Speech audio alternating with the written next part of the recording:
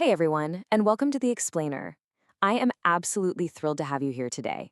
We're going to dive into a really fascinating piece of source material, a classic story that is honestly just as relevant today as it was centuries ago.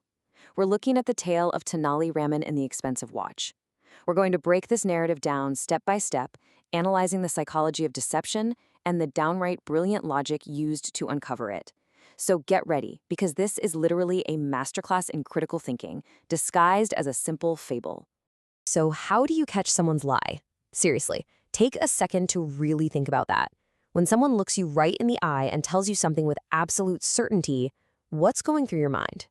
Are you looking for nervous tics? Do you immediately fact-check what they're saying? Well, to find out how a true master handles deception, we're taking a trip back in time to the royal court of King Krishnadevaraya, where a very interesting visitor is about to make an appearance. The scene opens with the arrival of a foreign merchant at the grand court of the king. And he doesn't just come empty-handed.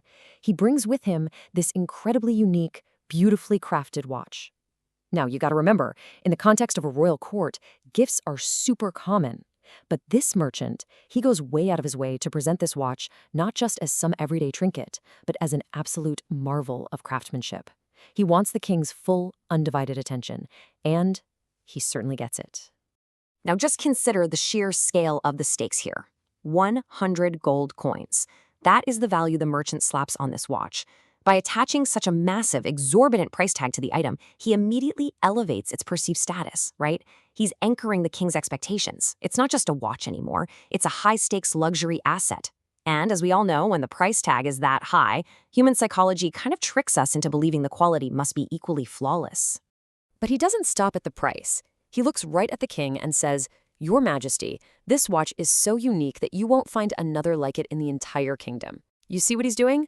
The merchant is using extreme, boastful confidence to sell the exclusivity of this item. He's flattering the king, basically suggesting that only a ruler of his magnitude deserves an object of such unparalleled rarity.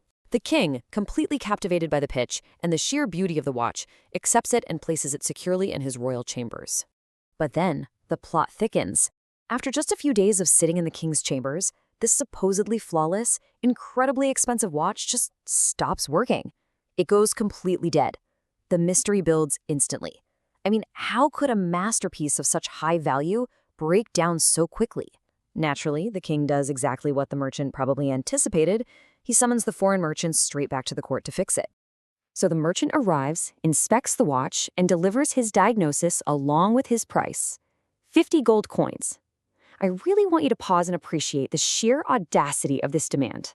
He is asking for half of the watch's original astronomical value just to repair it, for a watch that literally broke after only a few days. This is where the red flag should be waving furiously, but, well, the merchant has a very specific explanation ready to justify this outrageous fee.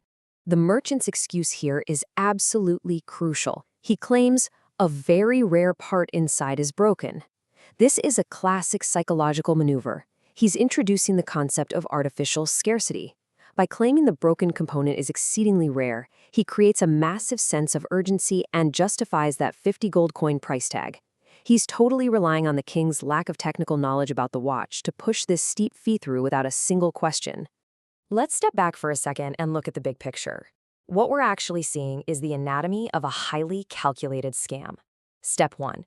Give a unique, unverified gift to establish trust and perceived value. Step 2. Deliberately sabotage it so it fails right away. Step 3. Charge an exorbitant fee for a rare repair, knowing your victim is already financially and emotionally invested in the item. This merchant wasn't just a salesman. He had laid a highly sophisticated trap from the very beginning. So, the trap is set, the king is completely convinced, and he's just about to hand over the 50 gold coins. But then, the energy in the room completely shifts. Enter Tenali Rama. Now, Tenali is a legendary figure known for his sharp wit and deep wisdom, and he steps into the scene right at the critical moment. Where the merchant brings arrogance and manipulation, Tenali brings calm, grounded, and razor-sharp skepticism. He isn't swayed by the 100 gold coins or the boastful claims. Not at all. Tenali begins his investigation not with a wild accusation, but with a simple, pointed question. Are you sure the part is rare? Notice how brilliant this is? He isn't aggressively calling the man a liar just yet. Instead, he's gently boxing the merchant into a corner. He is forcing him to either back down from his outrageous claim right then and there, or commit to the lie completely on the very public stage of the royal court. And the merchant makes a fatal mistake. He doubles down.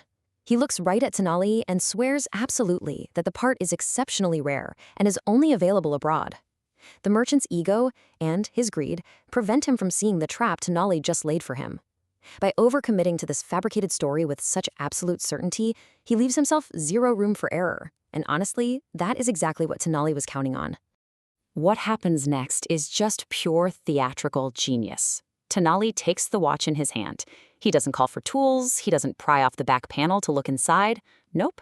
He simply holds the watch up to his ear, shakes it gently, and then confidently declares to the king that there is absolutely no need to even open it. Imagine the suspense in that room. He throws the merchant completely off balance with this strange, quiet action. The merchant has no earthly idea what Tenali is doing or what he might have heard. Then, Tenali turns to the merchant and drops the ultimate trap question. If the part is so rare, how is there a spare? I want you to pause and just consider this massive logical loophole for a second. The merchant just swore up and down that the part could only be found abroad. If that's true, how on earth was he planning to fix the watch right then and there for 50 gold coins? And this brilliantly illustrates Tenali's incredible observational power. Without missing a beat, Tenali points directly at the merchant's pocket. The merchant's face completely falls, because right there, sitting in the merchant's pocket, is the exact, supposedly rare spare part. Tenali exposes the entire setup to the king. The merchant deliberately sabotaged the watch before presenting it, specifically so he could come back and charge a massive fee to install a part he already had on him the whole time. The grift is completely dismantled. The merchant immediately panics and, caught red-handed in front of the king, confesses to the whole crime. And justice here is swift and highly satisfying. King Krishnadevaraya, realizing he was almost duped, orders the merchant to issue a full refund of the original 100 gold coins. Plus, to protect his court from any future deceit, the king banishes the corrupt merchant from the kingdom forever. The immediate consequences of this foiled plot are absolute. So, after the dust settles and the merchant is dragged away, the king turns to his trusted advisor. He asks the exact question we're all wondering. How did you know the merchant was lying? This right here is where we pivot from the entertaining events of the story to the deep underlying lesson. The king's genuine curiosity acts as our perfect bridge to understanding Tenali Rama's incredible method of deduction. Tenali just smiles and delivers this brilliant piece of psychological insight. Before believing someone who profits by claiming scarcity, one must look at their self-interest. This is the golden rule of our story today. You see, Tenali didn't need to know a single thing about the mechanical workings of watches. He simply followed the incentives. He saw a man claiming something was incredibly rare while simultaneously standing to make an absolute fortune off that exact rarity. He identified the hidden motive and the massive conflict of interest. Which brings us to the ultimate moral of our source material.